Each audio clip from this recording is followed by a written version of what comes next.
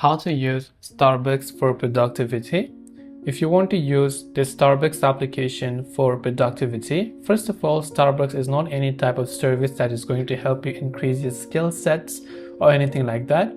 It is just a coffee ordering service where you can buy and order coffee right from your home, or you can go to a nearby store or a location of Starbucks based on where their branches are.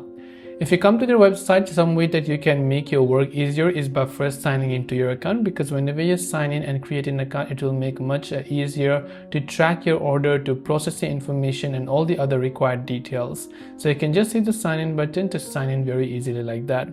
If you have got any type of password or a gift card, let's say, then what you can do is you can redeem those gift cards by going to the gift card section on Starbucks. You can choose to buy a gift card or you can choose to redeem gift cards in that way. But in other areas, there is nothing much that Starbucks can do, as it is just a coffee ordering service. So I hope this video helped you. If you have any questions, feel free to leave them down. Thanks for watching and see you in the next video.